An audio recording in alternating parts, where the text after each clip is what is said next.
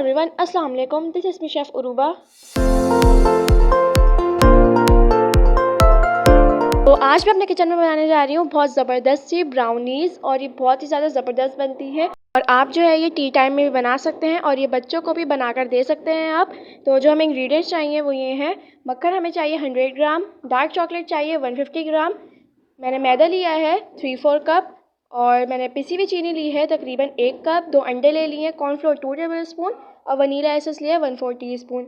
चीनी जो है आप कास्टर भी ले सकते हैं और बाकी पिसी हुई भी ले सकते हैं, वो आपके चॉइस पे है। तो सबसे पहले 2 अंडे ले लिए हैं मैंने, और उसके अंदर हम चीनी डाल देंगे, और चीनी डालने के बाद जो है हम इसको बीट कर लेंगे फुल स्पीड में।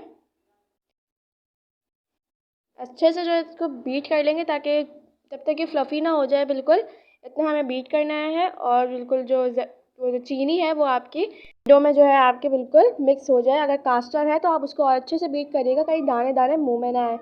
अब एक पतीली में जो है मैंने पानी बॉईल कर लिया था, तेज़ बिल्कुल गर्म खौलता हुआ पानी था, और एक बाउल ले लिया था मैंने, उसके अंदर डार्क चॉकलेट मैंने और मक्खन मैंने डाल दिया था, और वो बाउल जो है मैंने पतीले के ऊपर रख दिया था। और जब ये दोनों चीज़ें अच्छे से मेल्ट हो जाएंगी, क्योंकि भाप जब लगेगी तो ये दोनों चीज़ें अच्छे से मेल्ट हो जाएंगी, तो ये देख सकते हैं इस तरह से ये मेल्ट हो जाएगी। ये देख सकते हैं ये अच्छे से मेल्ट हो गई है। और जो हमारा अंडों का और चीनी का जो हमारा बैटर बना है वो ये है।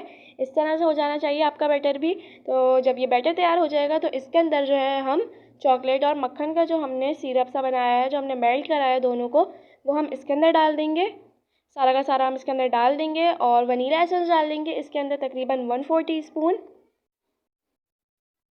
वनीला एसेंस डालने के बाद इसको हम अच्छे से मिक्स कर लेंगे। ये इस तरह से मिक्स कर लेंगे हम इसको। जब ये अच्छे से मिक्स हो जाएगा तो इसके अंदर हम कोको पाउडर डालेंगे। कोको पाउडर मैं आपको बताना भूल थी, तो 2 टेबल स्पून मैंने कोको पाउडर ले लिया है। और फिर हम मैदा भी डाल देंगे और कॉर्नफ्लोर भी डाल देंगे, और इन तीनों चीज़ों को पहले आप छान लिएगा, अच्छे से छनी हुई हों ये तीनों चीज़ें। तो ये देख सकते हैं तीनों चीज़ें डालने के बाद जो है इसको हम अच्छे से फ़ोल्ड करेंगे, कहीं इसके अंदर लम्स ना बन जाए। तो ये देख सकते हैं अच्छे से हम इसको फ़ोल्ड करेंगे। ये देख सकते हैं इस तरह से फ़ोल्ड करा है मैंने।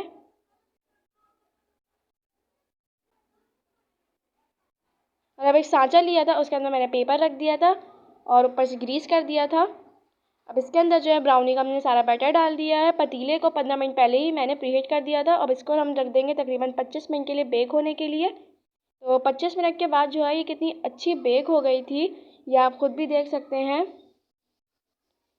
कितनी अच्छी और ज़बरदस्त लग रही है। तो इसको हम निकाल लेंगे और इसको ठंडा कर लेंगे पहले हम। तो ये देख सकते हैं इस तरह से इसका कागज़ जो है हम साइडों से हटा लेंगे पहले, और जब तक ये ठंडी ना हो इसको हम नहीं काटेंगे।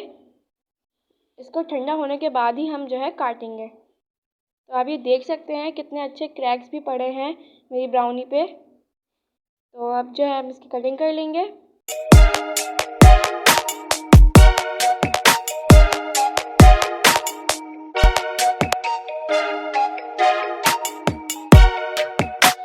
तो ये देख सकते हैं कितनी ज़बरदस्त हमारी ब्राउनी तैयार हुई है। ये देखें, और ये कितनी ज़्यादा सॉफ्ट बनी है। ये इस तरह से कितनी ज़्यादा सॉफ्ट बनी है, और देखकर ही मुंह में पानी आ रहा है। तो उम्मीद है आप सबको मेरी ब्राउनीज़ की रेसिपी बहुत पसंद आई होगी। तो मेरे चैनल को लाइक कर दें, सब्सक्राइब कर दें, और बेल आइकन का जो बटन है वो भी दबा दिएगा, ताकि हर आने वाली वीडियो सबसे पहले आप तक पहुंचेगी। तो इसी के साथ शेफ़ उरूबा को इजाज़त दीजिए। अल्लाह हाफ़िज़।